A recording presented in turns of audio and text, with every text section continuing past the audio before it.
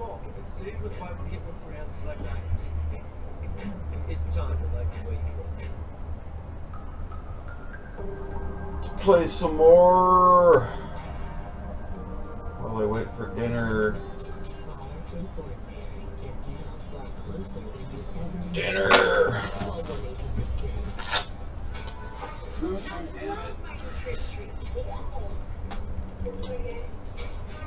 Looks like real murders. Dogs can't resist real meat treats from Rachel Reagan Fresh, inspired by real recipes from Rachel's Kitchen, like burgers, roasted chicken, and more. They're safely cooked with real recipes for chicken as the first ingredient, and there's nothing to do by products. Where do we get free treats? Transforming Trish, real recipes, real ingredients, feel good. Meeting people is my life.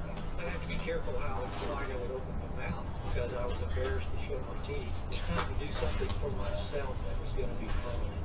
The Clear Choice one-day approach is making dental implants a reality for people all over the country who suffer from missing or failing teeth. I felt like I was the most important person on earth to them. Bill came in, bad teeth, discomfort, pain. We needed to get him into a smile that he felt confident in. We have expertise you might not find anywhere else, all in one location. The next day, I had a new smile. Couldn't wait to show some folks. It's amazing what a smile can do for a person. Discover why this is so much more than another dental procedure. It's a true life changer. With over 30,000 new smiles and counting, we're lifting spirits and confidence all over America. Schedule your free consultation today. We'll even talk about financing options. I mean, going on the pod, I had the best smile I'd ever had in my life. Call Clear Choice today. Oh, you suck. At the Battle for Congress, represent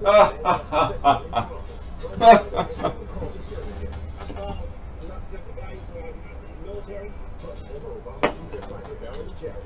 The Ben Jones Show, Saturday night at 7 Eastern. So it's over. She took it all every last penny.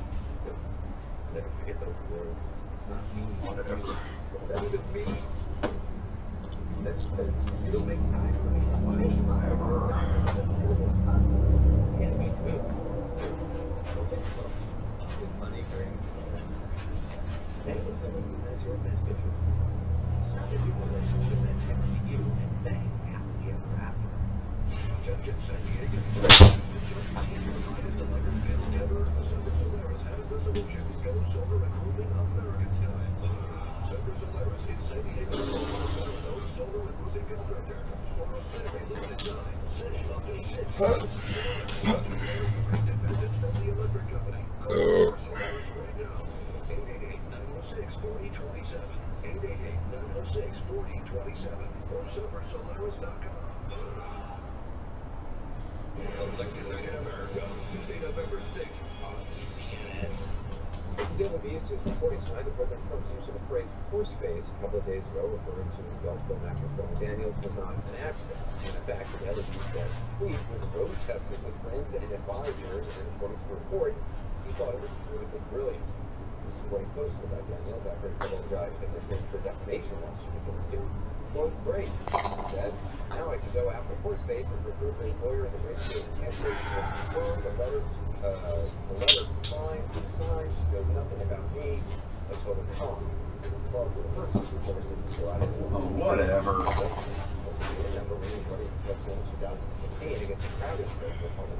Opponents, he had this to say in a Rolling Stone interview about Homer Carolina, former CEO, who was running against him. Quote, look at the face. Would anyone vote for that? Can you imagine that? The face of our next president. Well, Carolina is still active in leadership conferences, and she hasn't spoken about that horse face remark. Spoken to just before.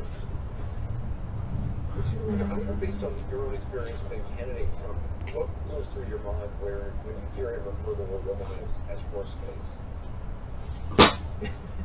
Well, on the one hand, here he goes again. On the other hand, when people were shocked at Donald Trump's comments about my appearance, I wasn't, because he wasn't the first man to make comments about my appearance, positive or negative, and he won't be the last man to do so. I also want to distinguish, if I can, between the office of the presidency and the person who's in that office. There's no doubt that the office of the presidency is diminished when the occupant just waiting for me. Kind of insult over Twitter. And On the other hand, when I think about the people involved here, so lawyer, I honestly think they're all birds of a feather. They're all in show business. Talking about his private part, he's talking about his face, and they're all getting a lot of publicity. You Tuesday, schmuck. the reporting that the president actually kind of trial ballooned the insult to White House aides before he actually tweeted it. That he put kind of the forethought into these insults. I'm going to say that. Oh, get down there. I'm quite sure. Yeah. I think the habit of insulting one's political enemies is unfortunately long-standing in this country. And he has brought it to a new level, fine art, whatever you like to say. There's no question that in politics, personal insults work. And they rile people up. And she is his adversary right now. And I'm sure there are a lot of people who like him taking a shot at her. I'm not one of them. I think it diminishes the office, and I think it's beneath him, and I think it diminishes all of them. But it works with some people. Does it frustrate you that there seem to be, on the Republican side, a fair number of women supporters of the president who seem to be okay with the presidency? Or is that, do you think that's people just making a political decision based on, you know, they like the agenda and they're No. Well, I think there are some. How do you miss that? I think there are others who make their decisions based on his agenda or his policies. But I'll tell you honestly, Anderson, what I'm more concerned about. What I'm more concerned about in all this talk is that we have made very little progress in terms of representation of women or people of color in positions of influence and impact and leadership over the last 25 years. There are fewer women CEOs in the Fortune 500 You suck. named James. We haven't made enough progress. And so while I think it's important that we focus on the talk, because language has an impact, and being disrespectful never helps a situation, I think we also need to focus on this startling reality that we're not making much progress in terms of toxic work cultures, or the abuse of women, or the underrepresentation of women and people of color in positions of impact and influence. I think it's such an important point where I was talking to the CEO of Deloitte, who's a female. She was saying, you know, we were discussing not only the small number, a small percentage of CEOs who are women in Fortune 500 companies, but of women who are on boards of the Fortune 500. Yes. In fact, the number is less than 20% of women on boards today, and that number, less than 20%, The fuck is this bitch doing on my TV? 25 years. And yet, in that same 25-year period, Don't work for you anymore, bitch. The activity we know that they have been up to, including keeping that grand jury impaneled, which is hearing testimony, and these hearings that are sealed, and motions that are sealed. What is that? So the Mueller team is interviewing witnesses, is meeting with the Oh my goodness, they're terrible. Hurry up. There's a lot of secret stuff we don't know about. I think these meetings with Paul Manafort, he's met with them Womp, womp, 9 times since he womp, agreed to womp. cooperate.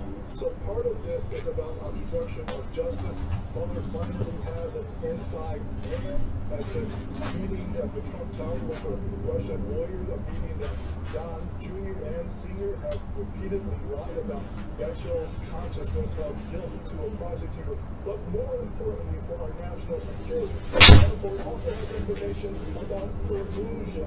We know that when Manafort was running the campaign, he was in constant contact with Konstantin Kilmanin, his Russian foreign intelligence officer. And the other thing we don't trust is that when the Trump team learned that the Russians had damaging emails about Hillary Clinton, what did Manafort do? He did not call the FBI. Go! He tried to set up a Oh, meeting no. with the Russians. What was he doing? What did Don Sr., what did Don Jr. know? What did Jr. You missed again, Manafort dude. knows the answers to that question, which means that Mueller now knows the answers as well. Matt, what do you make of the escalation rhetorically from the House Republicans on Rosenstein? You know, I think the Republicans are obviously upset that he did this interview, but they're also upset, I think, with members of their own party. If you look at the reports, Rosenstein is... Oh, no. How did you miss that? No. People that, and I should say the Democratic... Missing so many stupid easy bets lately. Mark Meadows. Ouch. The Freedom Caucus, who have been some of his biggest critics. So I think, you know, when you see him come out and do this interview, there are things he was trying to do. One, I think he was trying to push back against this criticism from Republicans on the Hill. I think, two, he was trying to set up, you know, for after the election, what you know, Bob Mueller is going to do to assure the American people that he's been acting appropriately, and the results of these investigations are going to be appropriate when they're rolled out. And I also think he was trying to push back against a little bit of the criticism that he got from the other side of the aisle. You know, he took heat, I think, for this meeting with the president. Turn. You're not turning. The Oh no. He either did. Oh, you're gone. Yeah, you're gone. Well, shit. He cares very much about his image. I think much more than most people know. And I think that's why you saw him do that interview this week. Paul, you're nodding your head. Yeah, so the president was able to control and manipulate the FBI when he did the sexual misconduct investigation against Judge Kavanaugh. The president would love to be able to use the FBI and the Department of Justice in the same way in the Russia investigation. No, you cannot lay there. That's a bad spot. Investigation. And Rod Rosenstein, You can't lay there, baby. the president of that. So Rod Rosenstein told the president, Don't act dead. Fire. Don't act dead. Sit here with your The sister. president does not like hearing that, which is why after the midterms, Rod Rosenstein is on his way out. Yeah, that's a big question about this sort of timing of us. Don McGahn left, and we know he left on sort of bad terms with the president now, but he was, according to reporting that may or may not have come from him, a sort of line of defense stopping him from doing that. There is this real kind of gathering dread, anticipation of the day after the election. Oh, no. There's no longer in this sort of window. You're gonna make this bad, huh? Yeah, that's right. If you look at where he's going with the investigation, it's clear that some pieces of it are winding up. Mike Flynn is going to be sentenced in December. So a couple of prosecutors have gone back to their home offices. That damn put. We're in my home round. You know, Roger Stone seems like the most significant other shoe to drop. And there are questions about whether there will be other Americans who are charged on the conspiracy or collusion side of this equation. So when you look at what happens after the election, I think with the White House counsel, Don McGahn, leaving, he was not a White House counsel who could push back against investigations, given that he was very much a cooperating witness, went in and spent something like 30 hours talking to the special counsel. The president now has a team around him, Emmett Flood and the new White House counsel who is coming in, who can both kind of push back against Hill oversight. There will be aggressive Hill oversight should Democrats take back. Damn, diggity damn. A host of scandals that have plagued the administration. And I think they're also getting ready to fight if they have to. You know, if Mueller does finally kind of take the nuclear option and subpoena the president, I think they will. He will. Wow, you just suck, dude. And if this You are not good. ends with something like an impeachment referral to the House, you see a Democratic House that doesn't just want to sweep it under the rug, but wants to take up what Mueller reports to them and investigate it fully. I had forgotten I was listening to Slover in season 2 about Anastar. Basically, the Star report was a recommendation of impeachment. They went out with a copy, they gave it to the Congress and said, go do your thing. With boxes and boxes of evidence. Yeah. I listened to it too. That investigation took 6 years. The Wagner investigation took 6 years. This investigation was barely 2 years old, and it's far more consequential. This is the most important special investigation since Watergate. All right, Matthew Miller, Paul Butler, thank you so next, why the president is changing his tune. Damn. Why this story is not going away next. Should be 300 right now. But you're not. Good to see you again. Our daughter loves her new one, so I'm here to look good. Excellent. The Ford Alex comes standard with a turbocharged engine and a full suite of Honda sensing safety and driver assist technologies. 2018 North American Car of the Year. Yes, the importers want to invest in innovation, design, and value. That's it. I'll take it. Come in to test drive the Honda Accord, the 2018 North American Car of the Year. After chemo, you shouldn't be going back to the doctor. Craptacular. When you need someone good, patients get their day back. To be with family. Makeable.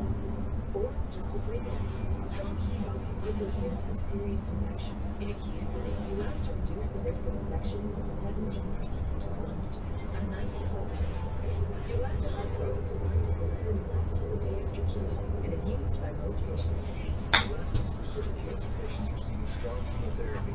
Do not take Neulasta if you're allergic to it or Neupogen, Filgrastim. An incomplete dose can increase infection risk, ruptured spleen, sometimes fatal, as well as serious lung problems. Allergic reactions, kidney injuries, and capillary leak syndrome have occurred.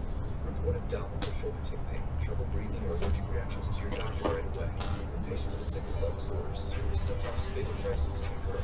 The most common side effect is bone and muscle ache. Ask your doctor about Neulasta. Pay no more than $5 per dose with copay card. This means it.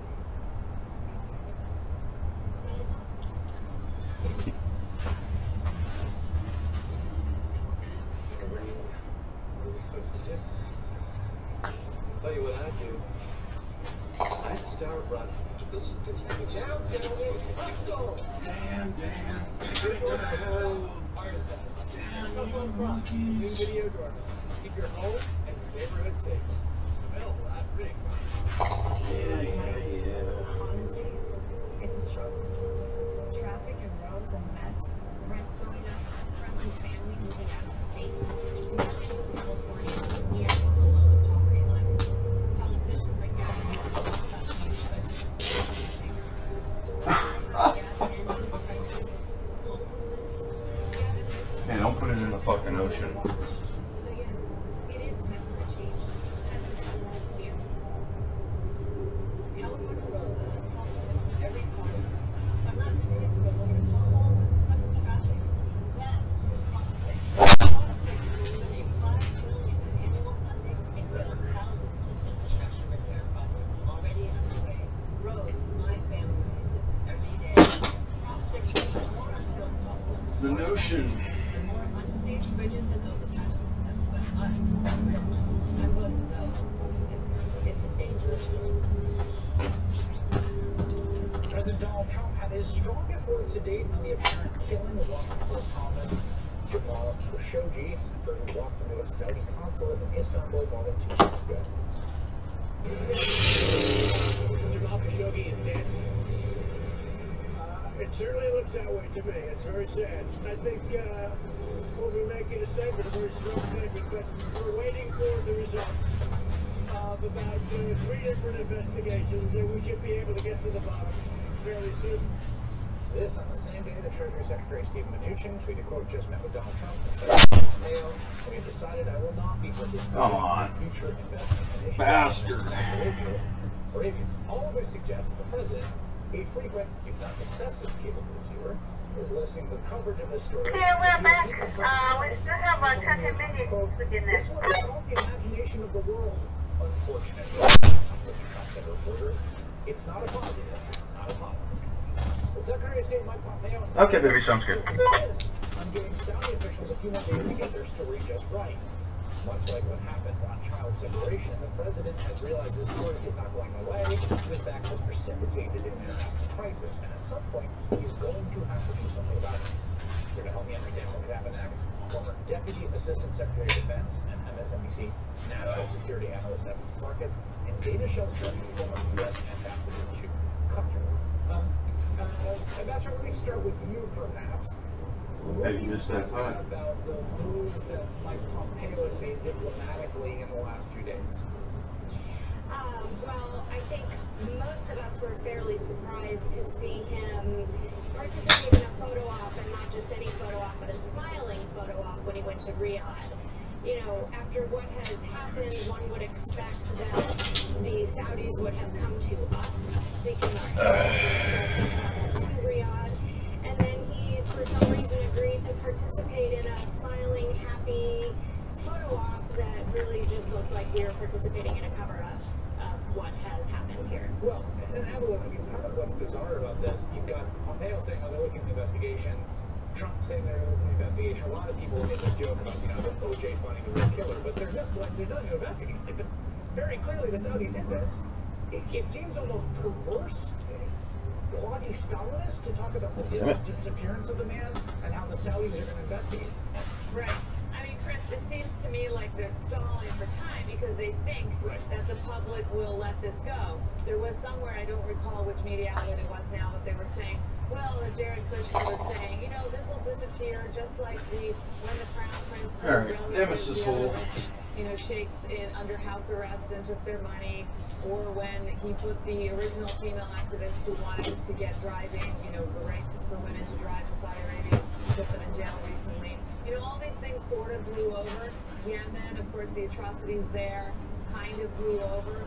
But this is different. I mean, I'm sure Dana would agree with me. Reading what's happening in Washington, D.C. right now, the mood is very different. Ay, bastard. Do you agree with that, Dan? I'm having a hard time with this whole lately. That's right, and I think the other incidents that she mentioned are an important part of the picture here because the fact is the administration has failed to respond to sort of an escalation of behavior on the part of the Crown Prince of Saudi Arabia. You know, we sidelined the original Crown Prince, who was one of our greatest partners in the fight against terrorism.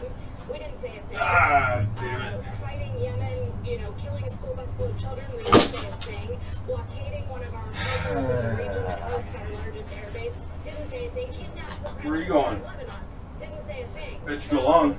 Here we are. I mean, maybe we said some things behind the scenes, but we certainly didn't message anything publicly that we had a problem with this behavior. Oh, that's right. Wrong round. And it's not like we can wave a magic wand and dictate what happens inside any other country, but we certainly have the right and the expectation to set some standards for ourselves about who we're going to associate with. Well, the ambassador makes a point about the path to this paved with lots of green lights, or lots of sort of go-aheads from the White House. And now the question becomes, Evelyn, everyone seems back into a corner. Like, they are workshopping their cover story in public. This is the New York Times. Saudi Arabia is blaming intelligence officer for Khashoggi killing, and it's all about how, like, the guy they're going to pin it on is plausible because he's senior enough. And we make all these reports, but it's like no one's going to accept that. Right. And he's also of African origin, Chris. That's another component of it. You know, he's sort of an easy one for them to pick on. If you know something about their... I don't want to play this whole... The other problem, and you kind of highlighted this when you asked about the investigation, is that I think our government knows what happened. Yes. I mean, the Turks clearly, you know, have been pushing us, and every time it looked like our administration, that the president wasn't going to actually come clean and say that he was dead and he had been murdered by the Saudis, the Turks release a little bit more information because they're sitting here like, what's going on? You know, we know, I told you guys. So I highly suspect that our intelligence agencies know, and the president knows, and again, as I said before, they're just stalling for time. Ambassador, you left your post. You were ambassador, if I'm not mistaken, in 2014, 2017. So you spanned the two administrations. You left, I think, with some frustration, the Trump administration. And one has to note that there is no ambassador to the Saudi Kingdom, and there is no ambassador to Turkey, if I'm not mistaken, right now. How much does that matter in these circumstances? It matters a lot. You know, I mean, the administration isn't wrong that the personal matters a lot in these instances, and I don't blame them for making the personal relationships one of their focuses, but to totally neglect all the other stuff that happens in a relationship and all of the other information that an ambassador gets because of his or her access, it's just, I mean, frankly, it's a dereliction of duty. We're pretty far into an administration to not even have nominees to some of these places. So yeah, I mean, they're using a toolbox that's empty for the most part. Is MBS not surviving as a possibility? I don't mean that in a literal sense. I mean, Evelyn, like him being removed.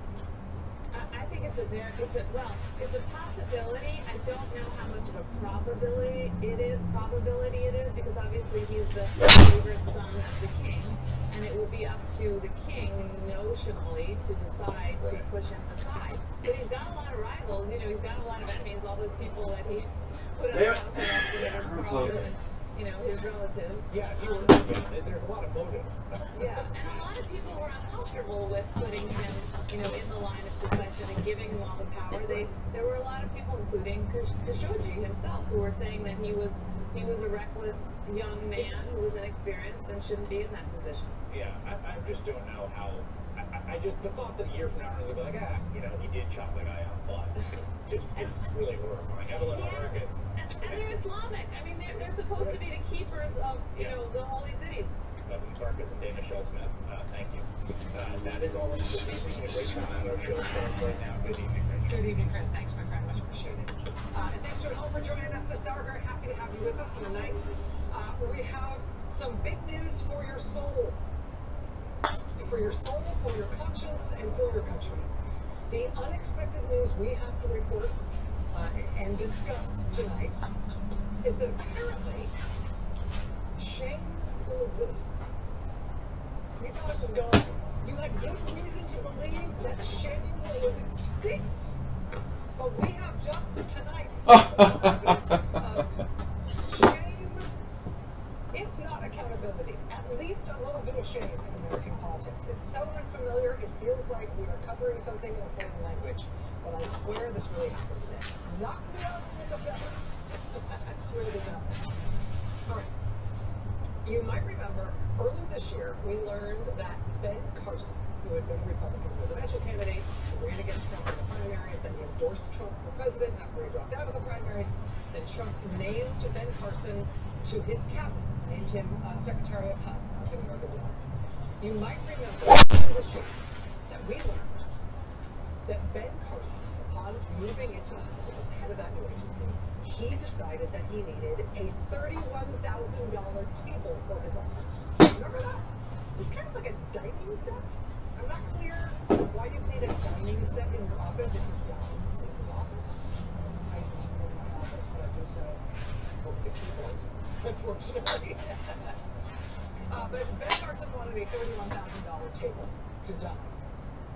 The way that weird little scandal shook out is that a career official at HUD told Ben Carson that he couldn't do that. She was like, listen, there's a dollar limit on what you can spend to renovate your office. You're a public servant, you're spending taxpayer money.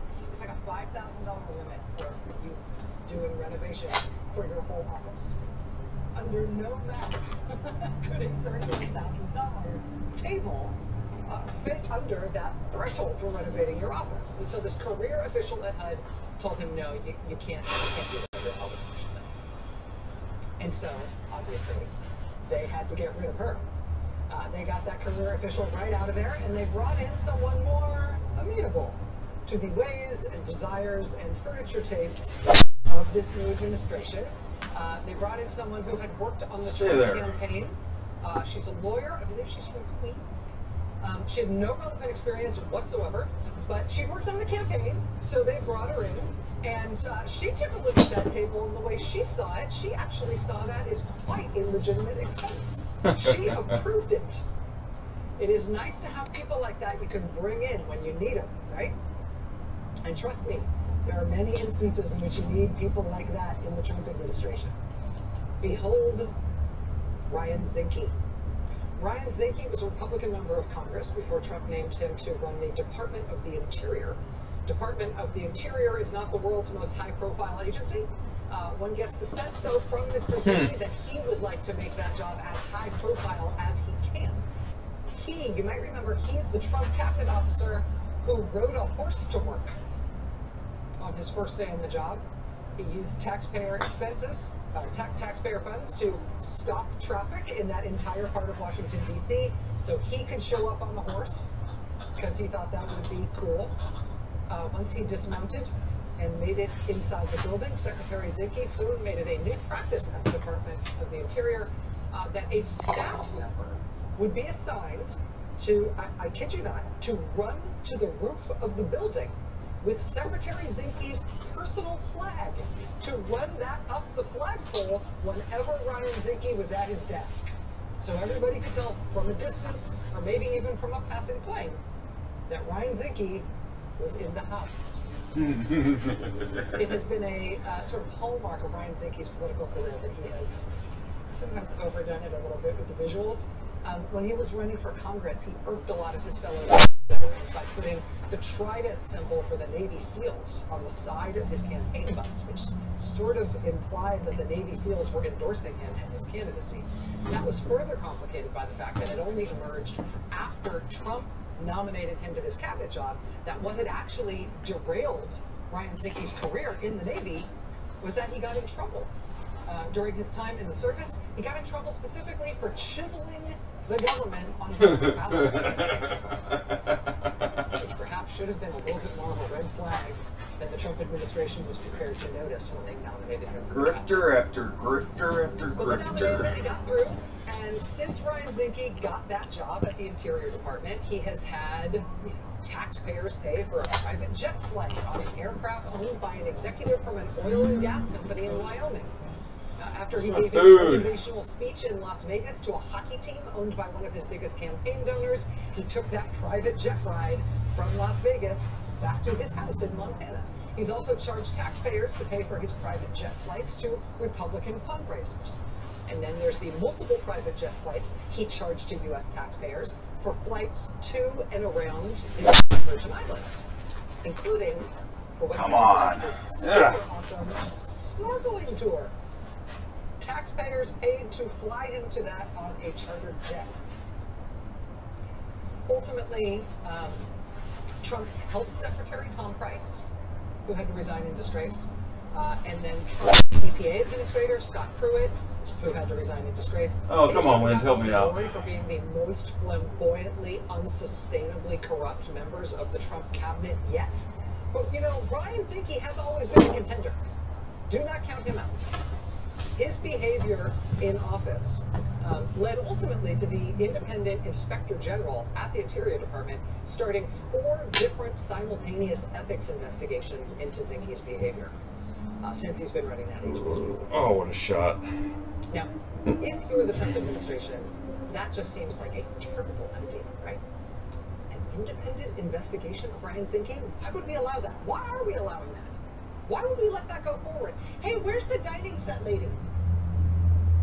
What's she doing now? Couldn't we get her to fix this too? That is literally what they tried to do.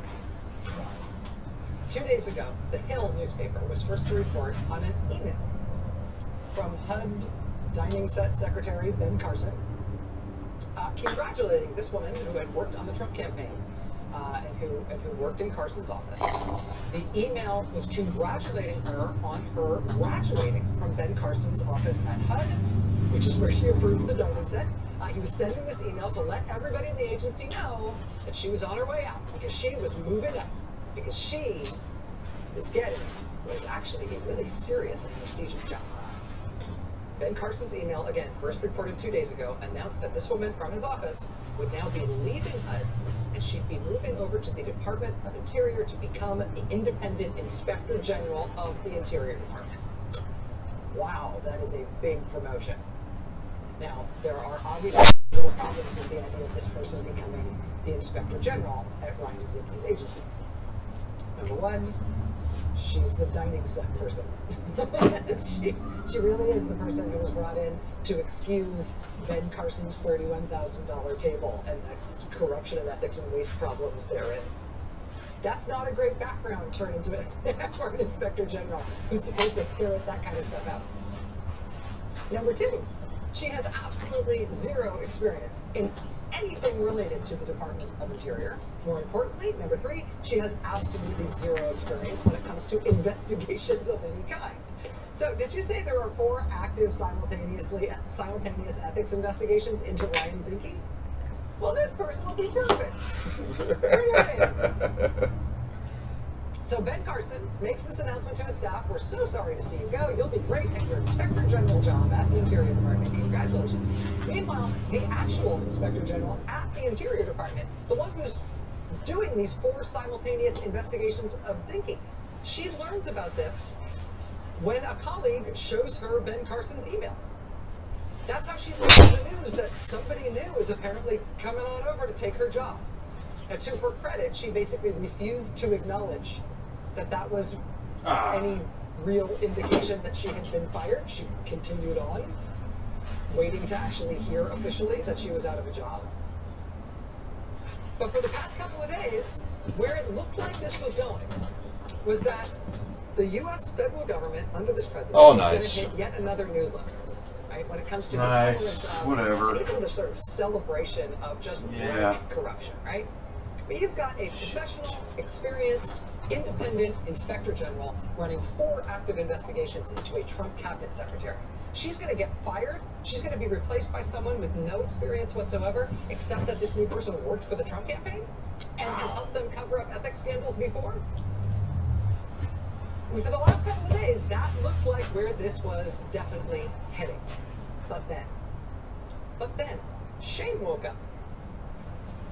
Democrats on the committee in Congress that oversees the Interior Department, they wrote to what is basically the Association of Inspectors General in the U.S. government. The reason an association like that exists is because being an Inspector General at a cabinet level agency, it's a big deal. Inspectors General have a lot of power. It's a very serious job. It's a job for which independence and professionalism are seen as absolutely paramount.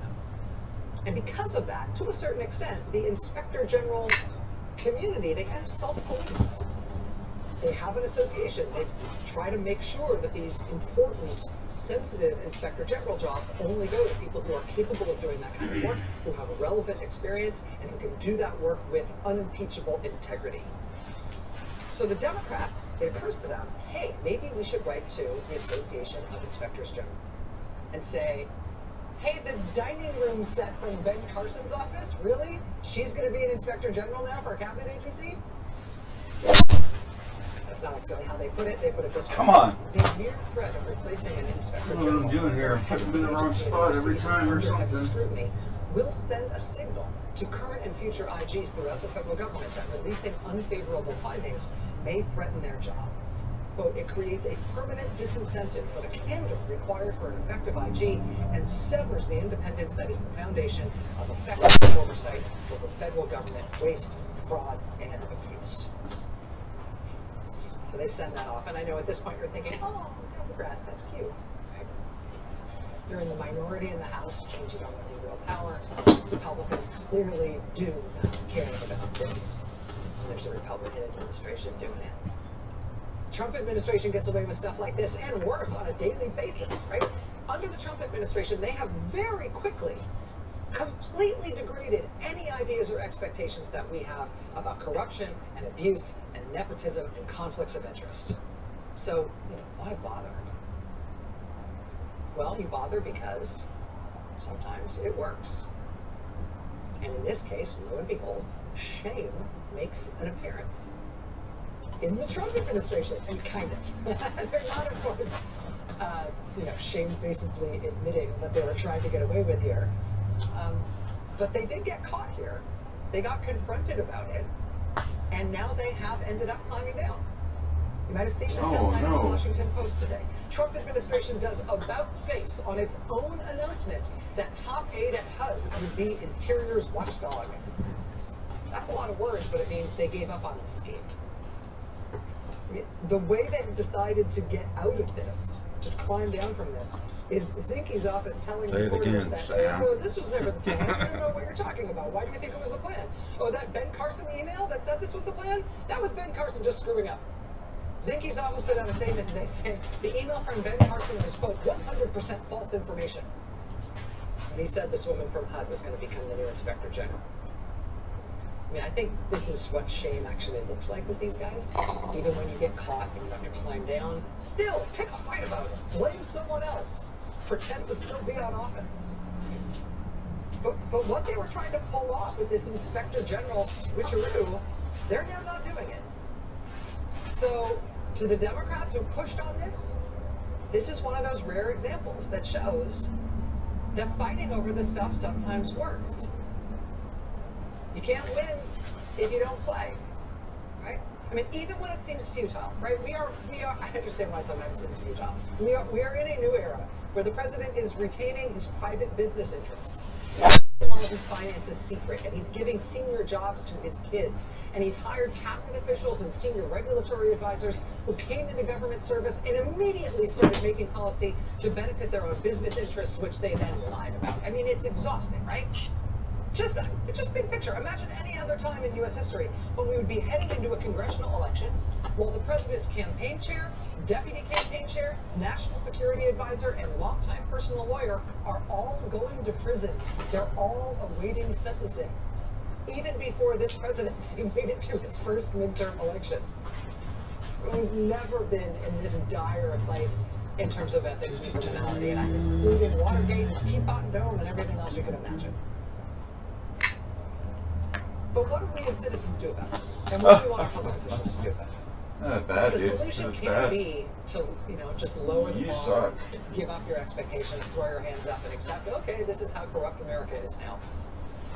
I mean, unless we want to go down in history as the generation that said it's okay for the federal government to become quickly more wildly and flagrantly corrupt than it has ever been in this country since our founding. If we don't want to be the generation that decided that was cool and we weren't going to peep about it, that means you do have to. Oh, this is really starting to piss me off here. Even when you find out about some new element of it every day, you have to cry foul.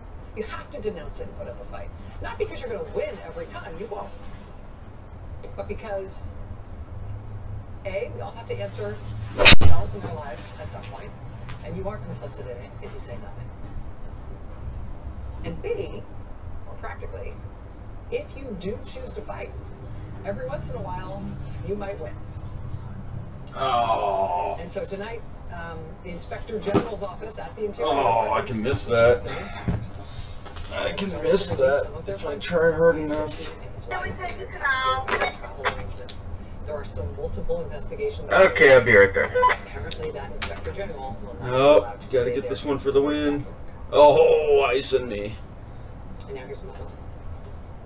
This is the FBI building. It's about 4 blocks away from the White House on Pennsylvania Avenue. It's a disaster. I don't mean that like metaphorically, the FBI is a disaster. I mean like literally Oh, the building boo. is a catastrophe. For years now, they've had nets up on the outside of the building to catch bits of the building as they fall off, so those bits don't crumble and crush people on the street below. That's what those are nets that you can see there. When President Trump took office, the government plan for dealing with the crumbling FBI building was that they were going to do kind of a swap with a private developer. The government, the General Services Administration, they were going to hire a private developer to build the FBI a brand new, sprawling, Come back and high-security finish campus this, maybe. somewhere in the D.C. suburbs. They had a few different sites. Maybe. Possibilities. And then essentially